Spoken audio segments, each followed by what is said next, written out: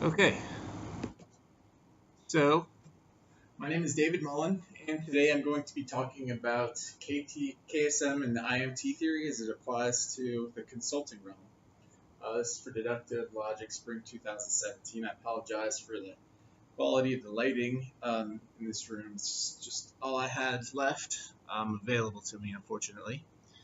So today I'm going to talk about myself a little bit, about my business, and about the KSM and the IMT application in regards to my business. And these are the areas that I've looked at for this presentation that I've kind of modified. The first is type C modifications, being the expert, overcoming the win-lose mentality, utilizing metrics, alignment and understanding your audience, and then we'll do a quick conclusion.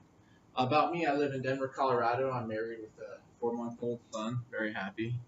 I grew up in Northern Virginia. My father was in the Air Force. He worked at the Pentagon. I was lucky that I didn't have to move a lot because he was stationed there almost my entire youth. I have an older brother, older sister, and a younger sister. That's a picture of myself and my mom. My business is called Mullen Geosystems. It's a consulting firm based out of Denver, Colorado. I do geographic information systems, asset management, facility planning, and support of the utility industry in general. So I wanted to look at, for my project, how I've applied the KSM and IMT theory to my business. I think I'm lucky in a sense that, unlike a lot of your students, I've actually had an opportunity through my business to kind of try out some of the theories and concepts, and so I wanted to relate those today. The first one that I looked at was type C modifications.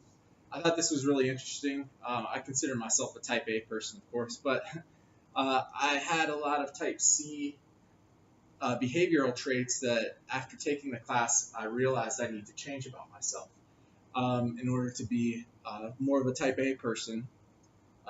Those traits that I identified were less communication, that involves with my clients and my coworkers, less questions, since questions increase risk, decreased decisions, which decreases risk, dominant information, which I feel like is really important. By using dominant information, you can have less communication, less questions, and decreased decisions, and only with that dominant information are you able to do that effectively, I feel like. And then increased productivity, work less, but work more productively. Um, this one was important. I think it's a great concept.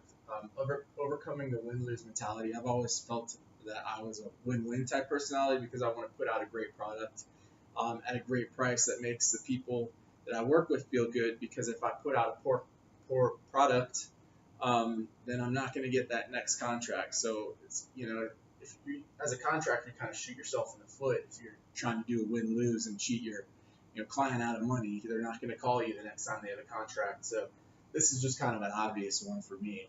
But as a contractor, your client may not always appreciate the win-win situation. They want to get more for less, and they want to win, and they don't always care whether their contractors lose.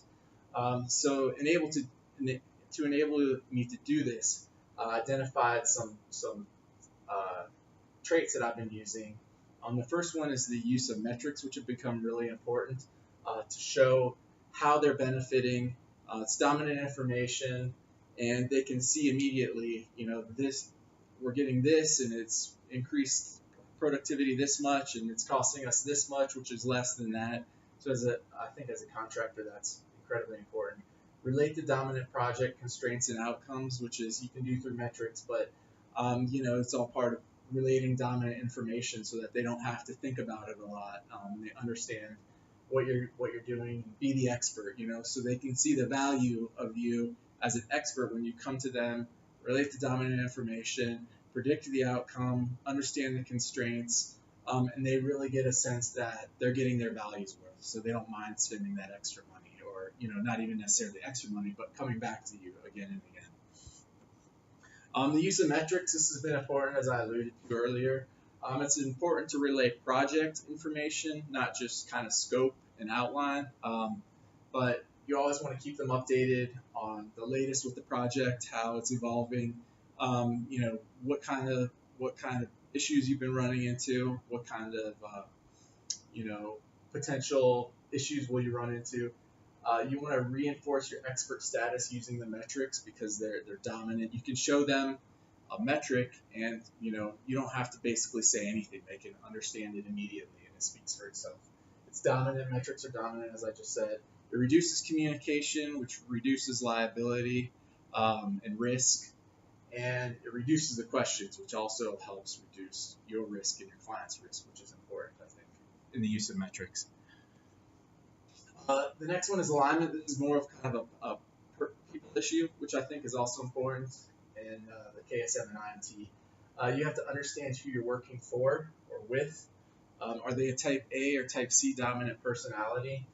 And understanding that type A or type C as a contractor helps me maximize my communication effectiveness with my client, because I have to understand that if somebody needs me to hold their hand constantly and they just don't respond to dominant information, less communication, I have to respond in kind in order to make sure that I'm giving them what they want, and they want to come back and have me be that person. But they're just a type C personality, and that's okay. You want to assign tasks to maximize success. Give type C personality type C tasks. Give type A, you can have a little bit more leeway to try out some different types of interrelationship personalities. And you want to be a leader and not a manager. And I think that comes into alignment too, because if you're trying to give people tasks, you want to make sure you're aligning those tasks with what they're good at, what they enjoy doing to maximize their productivity. So as a conclusion, I think IMT and KSM are critical for contractors, not just the client, not just people who are running it, because it helps me add value to them, and it helps me maximize my productivity. The dominant information, I think, through all of these, the one key the one thread that I think I found is that dominant information from myself to my client. It's just critical in order to make this work. Otherwise, you can't have any of these things unless the information is dominant. Hurdles, you can overcome a lot of interpersonal hurdles, a lot of issues with your client through the tools that we've discussed. And you have to have patience. You have to try things out, see what works, see what doesn't, with different personality types. But you just have to be patient and work through it, and you'll continue to get better. But you're not going to nail it right out of the gate, is what I found. So I'm still working on it. So thank you for your time today, and really enjoyed the class, and we'll see you again in another semester, I'm sure.